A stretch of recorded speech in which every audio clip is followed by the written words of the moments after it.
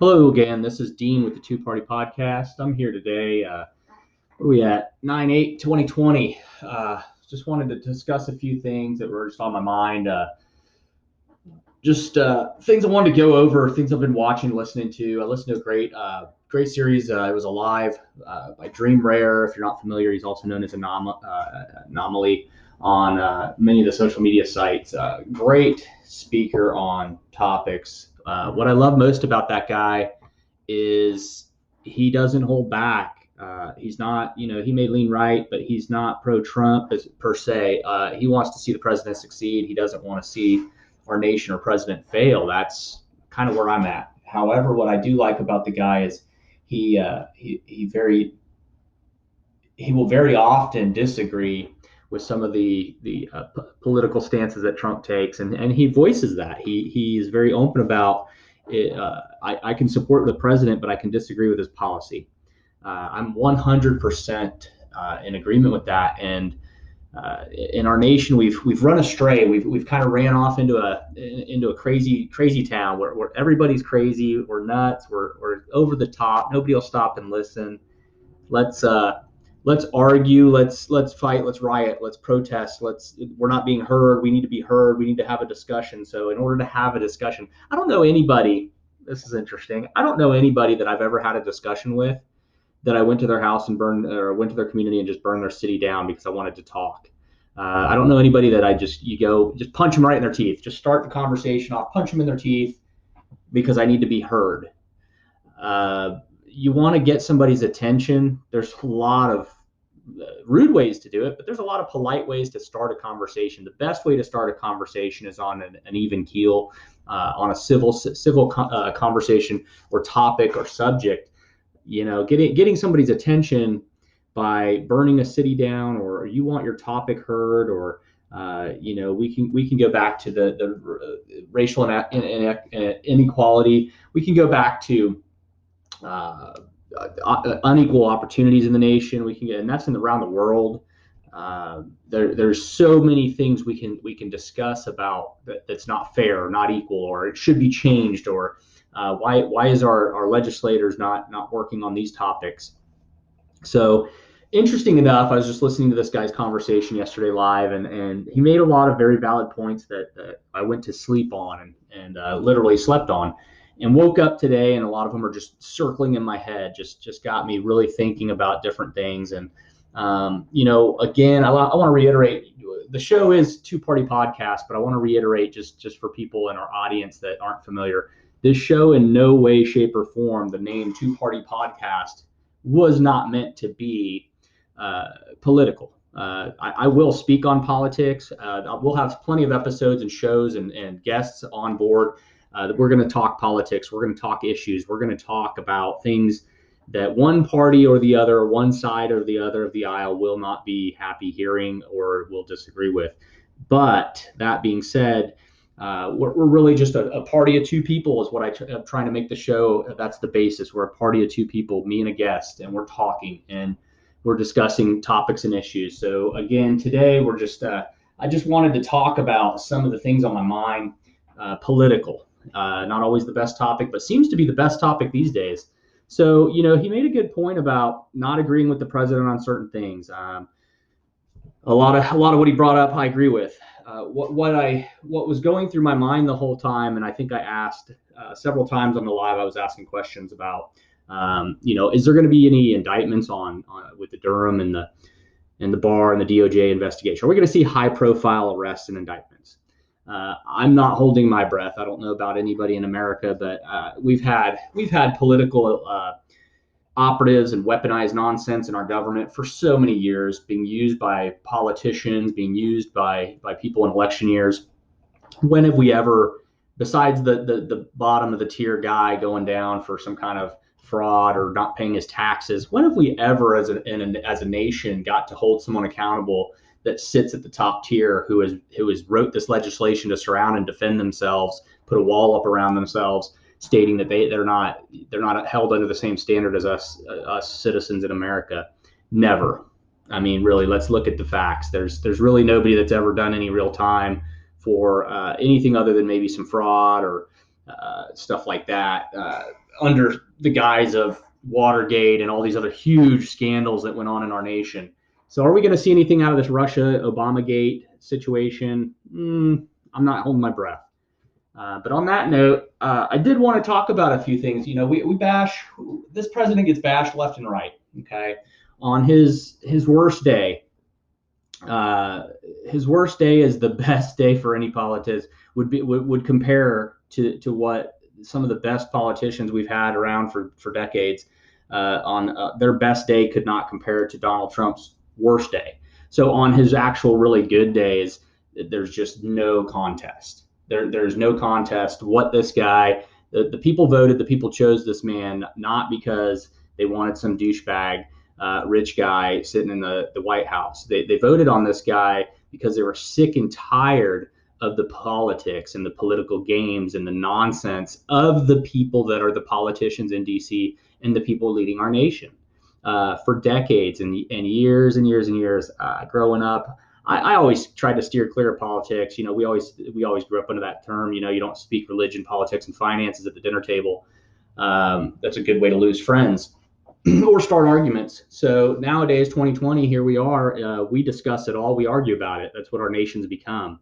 So, let's talk. So we've got a president, and again, this is just the stuff going through my head. We've got a president who's done so much and gets zero credit. He is up against a media establishment, has no chance in hell other than Twitter, and everybody wants to jump his crap on Twitter because the guy wants to put out some crazy tweet about something, and oh my gosh, how dare the president of the United States have an opinion of something, and how dare he put it on social media. It's so not presidential. I'll be honest with you, some of our past presidents set a standard for rigidity. If you ask me, that's great. You can stand in front of a camera, do some photo ops, or give a great speech, but I want a president who's real. And this guy's real. He can be a douchebag. He can be a real douchebag, but he's real. He comes down to discuss things on a level that everybody, I think, across America can understand, whether you disagree or agree with him.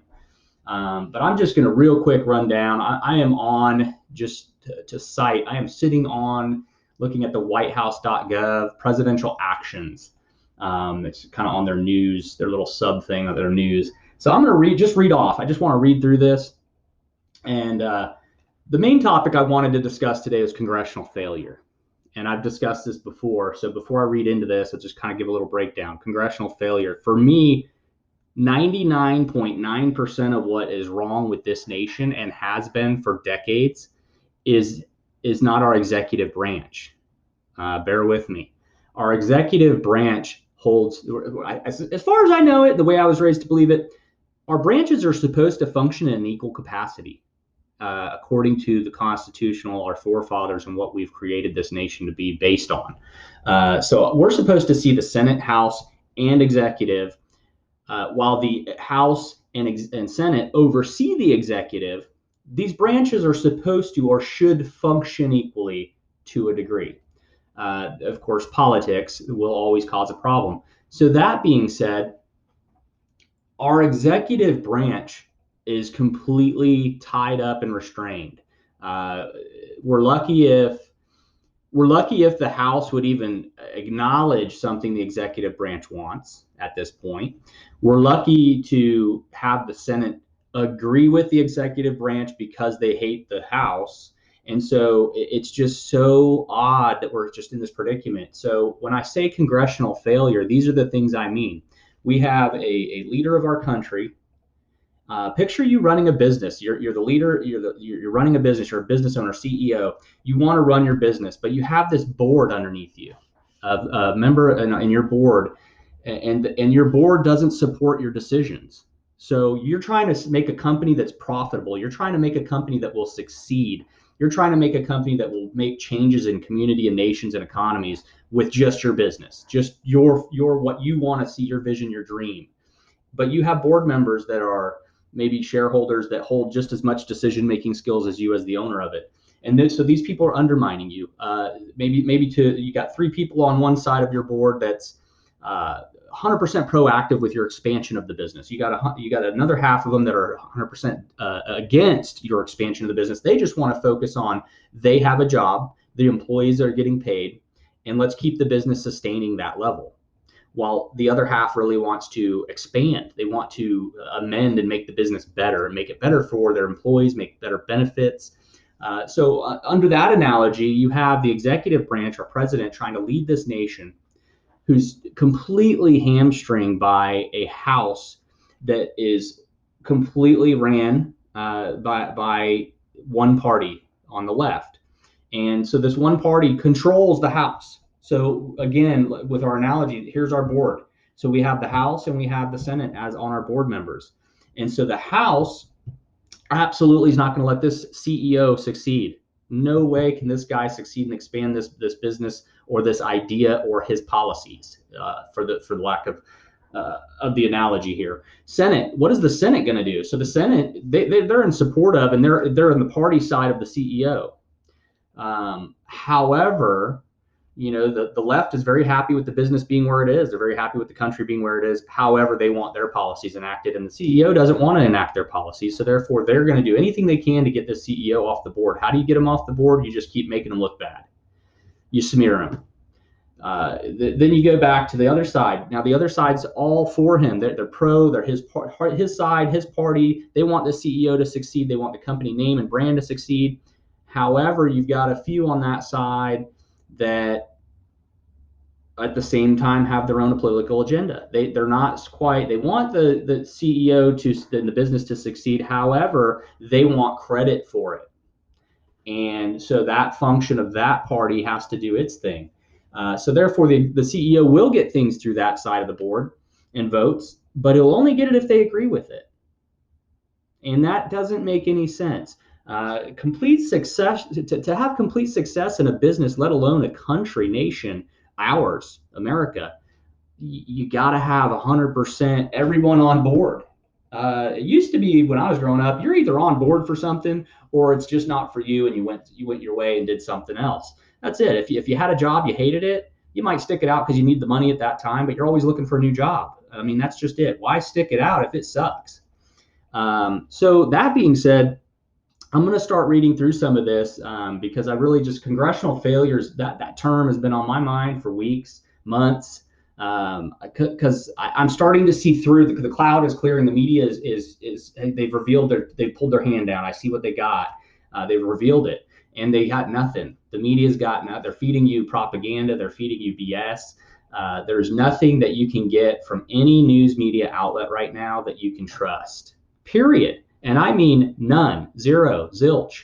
No Fox, no CNN, no, you name the news broadcast, you go ahead and contact me and we can discuss who I get my information from, and we'll go from there. But there is not a media news broadcast station that is reporting anything in support of our president, the executive branch, the nation. They're also not reporting the failure of our congressional leaders, period, on both sides, in both houses. I'm not pointing fingers. Pelosi sucks. I'm not pointing fingers. McConnell sucks. But let's be real. Both houses suck. The executive branch, I don't have to agree with an administration and who he's got in place, but I also would not want my two congressional leadership houses to shut down another branch of government or hamstring it to the point where that president couldn't succeed for our people if he wanted to. He can't get us COVID money to help people that need that COVID money. He can't help nations around the world if he wanted to. He can't reform healthcare because he's too busy being in lawsuits back to back. Everything he says each day, there's a new lawsuit coming on this president. And it's just, and that's what the purpose of it is. They're trying to just get him so riled up and so bound up that he's completely looks inept. And I'm sorry, that's why I want to read this off. So I'm just going to scroll through this. I'll give a date and just a title. I'm not going to read through these. So this is all, again, this is the whitehouse.gov presidential actions. This is what our president's been doing while our congressional leaders for literally 4 years. I'm pretty sure I can't go through a list of congressional leadership actions that even come close to totaling and adding up to this. So here we go. September 8th, memorandum on the withdrawal of certain areas of the United States outer continental shelf from leasing disposition. Now, this has to do with and entails the drilling in the Gulf, drilling from the Gulf to the Atlantic. So you can look into that if you want to. You may know a little bit about that. So September 8th again, here, same day, guy did two things. Check this out. 11 nominations and withdrawals sent to the Senate. Here he is. He's sending this stuff to our congressional leaders for nominations and withdrawals. Let's see what happens with it in the future. September 4th, memorandum on the delegation of certain functions and authorities under the Global Fragility Act of 2019. Proclamation of Labor Day 2020, September 4th. September 4th, President Donald Trump announces intent to nominate and appoint individuals to key administration posts. He's still trying to fill his administration. We're 4 years into this. He has been held up on every issue and aspect there is. The guy's just trying to find good people. Let him find these good people. Let him get the administration set up so that should he win this election, the second term goes smoother. Give him some power and some reign. So let him lead. Memorandum on Space Policy, Directive 5, Cybersecurity Principles for Space Systems, September 4th. And I'm assuming that's going to be related to some of the new satellite system that we're putting up and defense system in space. I'm sure there's more that we as civilians don't know. September 3rd, Proclamation on National Days of Prayer and Remembrance. I don't care what religion you are. If a president or a leader is going to recognize the word prayer for you, whatever your religion may be, and remembrance for whatever your religion may be, or the past history of your religion, you can put that into Christianity, you can put that into Muslim, you can put that into whatever you want to put that into. That's a good thing. Whenever a leader says it's okay for you to believe what you want, and we support it, let's remember it. Hey, that's good. I don't care. September 2nd, President Donald Trump announces intent to nominate Christopher Liddell for Secretary General of OECD. Memorandum of delegation on September 2nd of authority. Memorandum of providing an order of succession within the General Services Administration. And I'm just going to keep going, man. Memorandum on reviewing funding to state and local government that are permitting recipients that are permitting anarchy, violence, and destruction. As we know, this pertains to the protest, peaceful riots, I call them. President Trump announces on September 2nd a judicial nominee. Proclamation on National Sickle Cell Awareness Month, August 31st. These are just proclamations. National Drug and Alcohol, Child Cancer Awareness Month, proclamation on National Preparedness, extensions of the U.S. National Guard to respond to COVID. Again, what is this president doing for COVID? Everything. And I said this before, any administration that was in office right now had this come up for their administration, this COVID situation. Nobody was ready for it. Obama wouldn't have been ready for it. Bush wouldn't have been ready for it. Clinton would have been ready for it. Reagan. This is a whole new situation. The way we reacted and shut down the country and shut down travel, that was this president, this administration did that. No other one would have done it. We didn't see it with swine. We didn't see it with Ebola. We didn't see it with any of the other past history all the way back to smallpox. We never saw it. Nobody shut anything down. Nobody did anything about people dying. This president did that. His COVID response is phenomenal. I worry more about is this what's going to be the new? Is this what we're going to do every time someone comes up with a new virus? But so there you go. I mean, we got this guy extending the use of National Guard to help combat and work with us on the COVID situation to facilitate the economic recovery. That's just in Louisiana listed. Proclamation adjusting imports of steel. Hey, we're always going to need it. Prices are going to go up and down, especially with the shutdowns. Everything's gone up. Prices for lumber right now is ridiculous through the roof.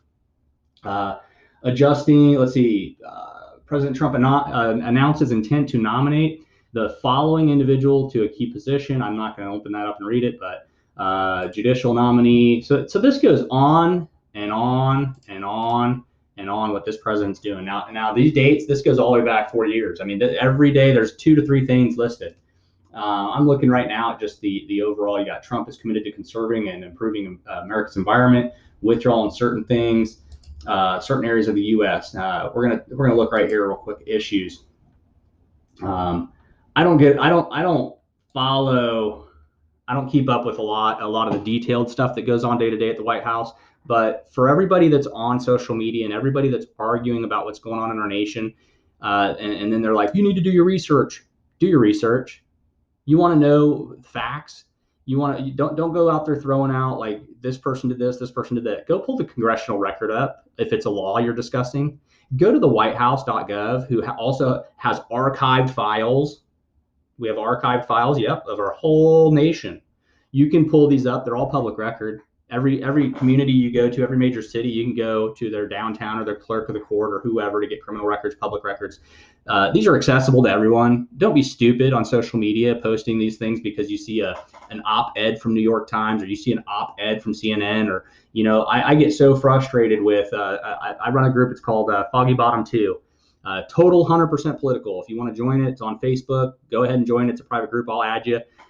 The group is it's a way leaning right. The original group leans left. So there's Foggy Bottom 1, Foggy Bottom 2. Foggy Bottom 2 is the one I run. Completely right leaning group. The people that are in it for the majority, but you do have a lot of left people in there. They just don't talk up. They don't speak up. They don't want to argue in the group. They'd rather go to their groups and argue with the few righties versus come to the righty group and argue. So we got one or two in there that are just, and I won't name names, idiots. Okay, they'll come in there, they will rebut everything. They'll dog Donald Trump. They'll tell you how crappy the guy is and runs the country and this and that, but they will not provide one fact, period, at all. They will post an article, they'll post a meme, they'll post a GIF, they'll do all these little funny, stupid things, and then be like, oh, you're triggered, blah, blah, blah, snowflake.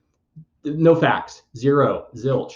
I don't work like that. I don't work off zero facts. I will go to the whitehouse.gov to look at issues like I just read off.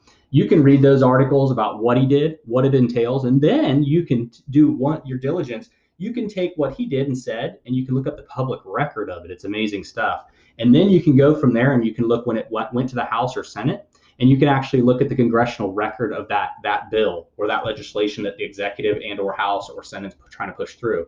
And you can follow it, and they update it as it's being worked or edited or updated. So don't ever call in or try to come at me with an op-ed. Don't try to come at me with New York Times. Don't try to come at me with CNN. Don't try to come at me with Fox News. While I look at those things and catch up on my current events and news, I filter it like, I hate for lack of a better term, I filter it like you were pouring water through a laundry basket. I do not keep up with the news. I think they're stupid. I think the media is an absolute disgrace to our nation. And if I were a journalist, I'd be so out. I'd go independent. It's just insane. So I'm just looking real quick on the issues. There's another part of the White House. There's a part where it has news on their website. There's a part where it has issues. It gives all issues, or just it hits on topics like education, national security, defense, budget spending, immigration, healthcare. Basically, at the bottom it says all issues. So imagine that you're discussing something with somebody. You can literally look this up on the White House to see the stance that Donald Trump and his administration takes, and you can actually see, and it's actually called issues, and those are issues we're trying to talk about and argue about. So it's amazing. You can see his actions, you can see his administration's actions, you can see press releases. It tells everything you want to know. If you're against this man, this is probably your best dirt to dig up, is look right at the source and then find your dirt on him. Just bash him right off the White House .gov website if you want to be that guy. But I find it interesting to go here, look, and then if I'm really looking at something or somebody brings something to my attention, and sometimes I'm wrong. I find that more than not, I can be wrong. I can admit it, but I'll look at congressional records because again, I won't take somebody at their I just won't take somebody at their word when they hand me a CNN article or they hand me a Fox News article or Tucker Carlson told me or Rush Limbaugh told me. Great sources, great conversation, great talk. But I want to see the congressional fact. I don't care who they know, who they heard it from. It's kind of like this new thing with the anonymous sources and President downing our military. If you can't have the balls to stand up and tell who the hell you are making an accusation to somebody, which as far as I'm concerned, judicially in our nation justice system, you should be able to confront the person who's calling you out, your accuser. And so if you're going to just post an op-ed in CNN and New York Times or whatever you want to put, your Washington Examiner, and you're going to literally do an op-ed and you're citing sources that are anonymous, you lost even more credibility than you did to begin with working for the place you work for as a shitty ass reporter. Pardon my French. So That being said, I'm just some of these topics: economic and jobs, budget spending, land, agriculture, veterans, education. I mean, the list goes on and on and on. What this president's doing.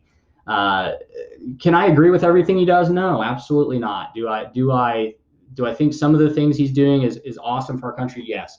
You know what I would love to see, and I know it's not possible. I would love to see the what ifs. So what if the House and Senate, this whole 4 years President Trump's been trying to get his administration's policies put through, they actually 100% supported him and his business idea of running the country? What if? Where would we be? We saw the economy jump. We saw the job markets jump. We saw the success we were having as a nation under a president who had one side of Congress helping when they wanted to.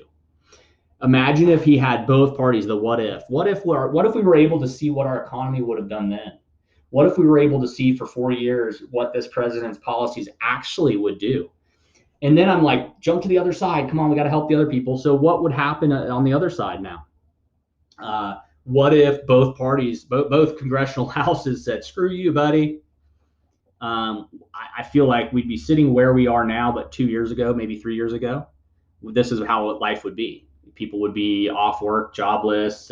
We'd be waiting on the government to hand us a check, yada, yada, yada. And here we are. And so here in the middle of this pandemic and this COVID thing, we still have both House and Senate arguing over how to give back our tax money. Complete congressional failure. We have a president who speaks and his press secretary who speaks constantly about come back to the table. Let's discuss this. He did his executive order. Even with an executive order, no matter what he wants to do, he has to allocate funds from another source. Again, that just makes him look bad. Like, oh, look at him. He's pulling the funds from another source, and that money should go to this. And why would he take it from that? But let's be real. He can't do anything else, and I think I heard something this morning about him trying to take 300 billion and use that to give out checks, and immediately attacked for it. Oh my gosh, how dare he try to take our role? Well, what's your role, Congress? You don't have one right now. You guys are absolute congressional failures as our leaders. These people need voted out. These people, if I don't care if you're on this side of the aisle, that side of the aisle, you have a hatred for Donald Trump, you have a hatred for the right, and you're on the right and you hate the left. I don't give a crap who you are. Stop voting on your emotions. Start voting on reality. How does this affect you, your family? How does this affect your community? How does this affect your state? How does it directly affect you and your work, your business, whatever you may do? If you're homeless, how it affects your city being able to clean up a street because they have money coming in federally. So stop voting with your emotions. Let's make this election a point where we go down the list and we literally say, what did this candidate do and this candidate do? Let me compare the educated facts. You can pull up the facts. If you're voting on a seat holder for Congress or Senate, you can pull or Senate or House, you can pull that congressional record up of that idiot, and you can vote on the best idiot, or you can just not vote on that idiot. But let this election be about getting rid of the problem in our country. The problem is congressional failure. The problem is not one branch of government. We have a problem in both branches. And when you have a three-party or a three-tiered government, you're outweighed. Okay, you've got 2 against 1. So vote these idiots out. Our congressional leaders are failing us as taxpayers. Our congressional leaders are failing Americans day in and day out. Our congressional leaders are using race as a political weapon, a virus as a political weapon. It's absolutely unheard of, and we should be done with it. So on that note, I'm going to let go on this episode. I hope to hear you hope to catch you on the next one. I will have more facts and some new things to come up. You guys have a great day out there.